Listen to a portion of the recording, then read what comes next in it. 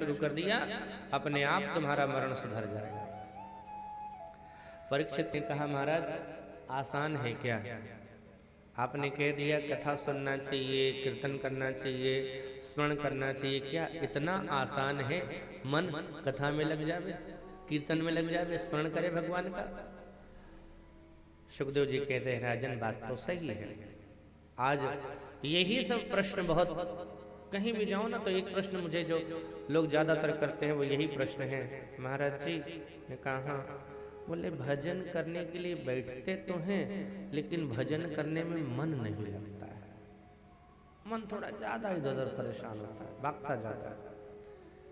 तो उनके लिए ये सुखदेव जी कहते हैं चार चीजें, जितासन जित श्वासो जित संगो जितेन्द्रियः, स्थूलो भगवते रूपे मनः संघारये द्वियाः। राजन, जब तक हम अपने इंद्रियों को जीतेंगे नहीं, जब तक शरीर पर नियंत्रण नहीं होगा, तब तक भजन कीर्तन कथा भी नहीं सुन सकते। इसलिए पहले अपने आसन को जीतो, जितासन, फिर जितश्वासो, प्राणायाम के माध्यम से जितेंद्रिय बनो, और सबसे बड़ी बात जित संगो, ऐसे लोगों का संग कभी मत करो जो भगवान के विमुख हैं, उनके साथ रहो ना जो भगवान का भजन करने वाले हैं। कहीं भी जाओ तो एक बात आती है, महाराज जी ऐसा कोई मंत्र बता दीजिए ना कि हमारे घर में संपत्ति बढ़ जाए। कोई नहीं कहता ऐसा कुछ बता दीजिए कि सन्मति बढ़ जाए। सन्मति की चिंता नहीं है, संपत्ति की ज्यादा चिंता है। संपत्ति, साहब मैंने पहले भी कहा है, आपको पुनः निवेदन कर दूं, संपत्ति के पीछे मत भागो, भागना है तो सन्मति के पीछे भागो। जिसने संपत्ति को अपने जीवन में जगह दी है, हमारे जीवन का वो आदर्श कभी नहीं रहा, हमारे जीवन का वो आदर्श नहीं है। हमारे जीवन का आदर्श वो है जिसने त्याग किया है, जिसने संग्रह किया है, वो कभी हमारे जीवन का आदर्श नहीं रहा। आपके गांव में राष्ट्रपति आ जावे, भले ही आप माला पहना दो, जय जयकार कर दो, खूब व्यवस्था कर लो, आप खूब जय जयकार कर लो, लेकिन राष्ट्रपति का पैर धो करके कोई नहीं पिएगा। पियोगे? लेकिन एक साधु आ जाए जिसके तन पर ढंग का वस्त्र नहीं होगा, वो आ जाता है घर में, तो श्रद्धा के साथ हम उसका पैर भी धोते हैं, और उसी श्रद्धा के साथ, घृणा नहीं लगता है, उसी श्रद्धा के साथ उसके चरणोदक का पान भी करते हैं। क्यों? क्या दे रहा है वो? साहब, क्योंकि उसके जीवन में भगवान की भक्ति है और संग्रह नहीं है, त्याग है। हमारे जीवन का सिद्धांत, हमारे जीवन का आदर्श कभी रावण नहीं हो सकता। बहुत संपत्ति थी उसके पास, हमारे जीवन का आदर्श तो श्री राम हो सकते हैं, भरत हो सकते हैं हमारे जीवन के आदर्श, रावण कभी नहीं हो सकता। अच्छा एक बात बताओ, आप सब अपने अपने पूर्वजों के धन को कुछ न कुछ भोग ही रहे हो, जमीन हो, चाहे कुछ घर हो, चाहे द्वार हो, कुछ भी हो। कितने लोग यहाँ पर बैठे हैं जिनको अपने 10 पीढ़ी पहले जो पूर्वज थे उनका नाम याद है? हाथ उठा के बता दो।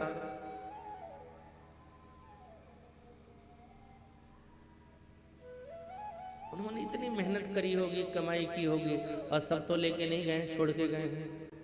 उनकी संपत्ति भोग रहे हो, नहीं पता। 9 पीढ़ी, 8, 7 भी नहीं, 6, 5, अब तो उठेंगे हाथ, 4, अभी भी नहीं। अच्छा आप लोग सुन रहे हो या नहीं सुन रहे हो? सुन रहे हो तो हाथ उठा के बताओ कि हाँ सुन रहे हैं।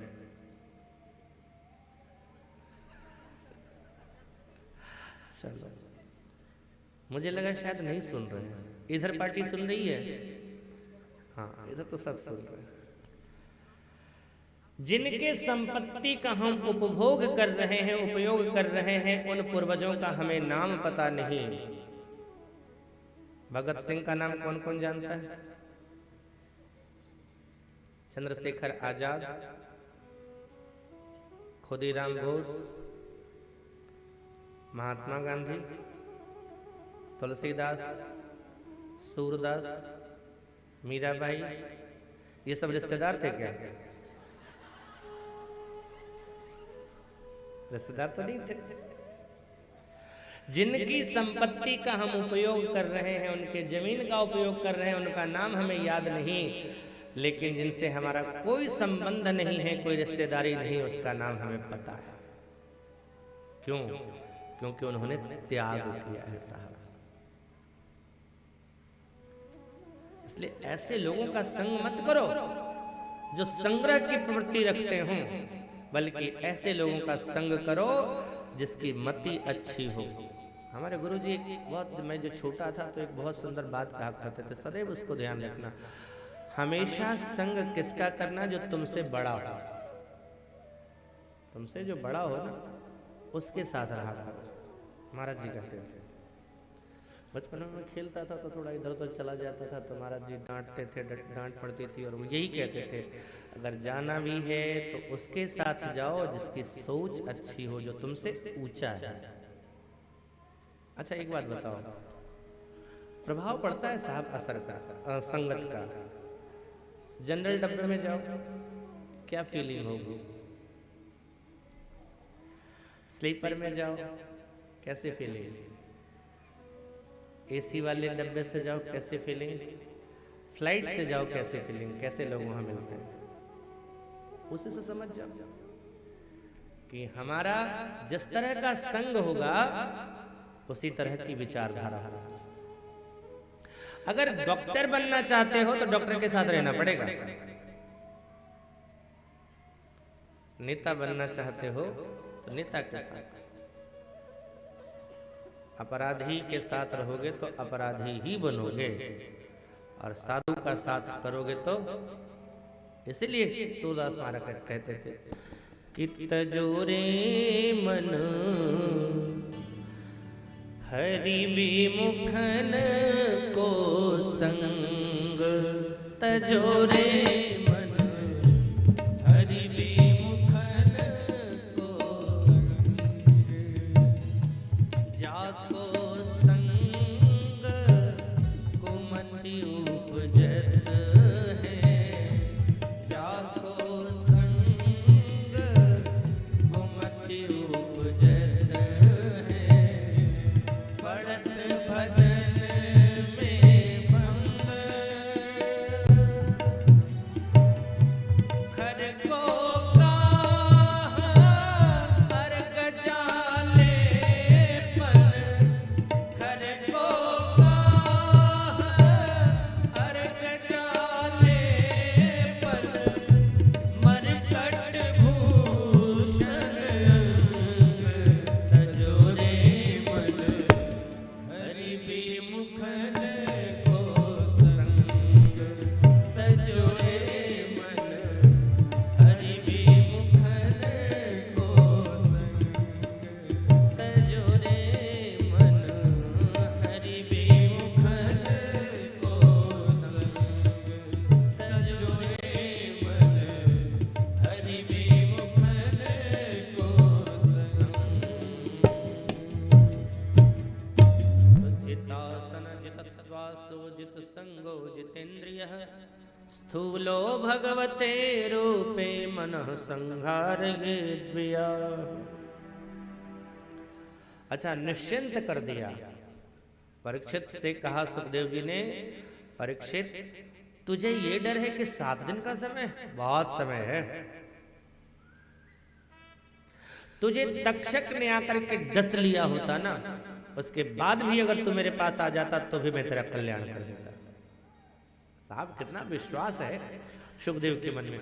और ये सुन के परीक्षित के अंदर जो मृत्यु का भय लगा हुआ था, 7 दिन बहुत कम है आत्म कल्याण के लिए, वो दूर हो गया। साहब एक बात बताऊं, मैं तो उस विषय का नहीं हूं, ना ज्यादा जानकारी है उधर की, लेकिन एक बात है, डॉक्टर किन्हीं के यहाँ बहुत भीड़ रहती है और किन्हीं के यहाँ कुछ भीड़ नहीं। यद्यपि करके एक ही लगभग पढ़ाई पढ़ रहे हैं, दवाइयों का नाम भी है, सब कुछ है, सबको पता है, लेकिन प्रैक्टिस का तरीका सबका अपना अपना है। साहब, दवाई बाद में काम करती है, पहले तो डॉक्टर की बात काम करती है। अब कोई मरीज बिल्कुल परेशान होकर के किसी डॉक्टर के पास पहुंचा, देखो डॉक्टर साहब ये हो गया, और डॉक्टर साहब देख करके बड़ा भयंकर केस है, भगवान मालिक है, अब हमारे हाथ में कुछ नहीं, भगवान मालिक है। परिवार के लोग से कहेंगे एक ठो माला मंगवा लो, काहे के लिए? बोले ऑपरेशन करने जा रहे हैं, सफल हो गया तो हमें पहना देना, और नहीं सफल हुआ तो इसको पहना के ले जाना। मरीज तो पहले ही मर जाएगा, लेकिन वही मरीज डॉक्टर के पास जाओ, ये अरे ये तो मेरे बाएं हाथ का खेल है। अब भी ऐसे कितना मरीज आया, कितने को ठीक किया पता है? अभी ऐसे एक गोली में रोग ढूंढते रह जाओ, एकदम सोच लो कि तो ठीक हो गया। अब दवाई बाद में करेगी काम साहब, पहले तो डॉक्टर साहब की बात काम कर गई। आह, बड़ी अच्छा डॉक्टर साहब थे। इसी तरह से जो बड़े बड़े महात्मा थे ना, वो कह रहे थे 7 दिन कुछ नहीं हो सकता तेरा। अब परीक्षित भी सोच रहे थे कि मैं तो गया, लेकिन सुखदेव जी ने क्या कहा? बहुत समय है, अगर तुझे तक्षक ने डस लिया होता उसके बाद भी मैं तेरे पास आ जाता ना, तब भी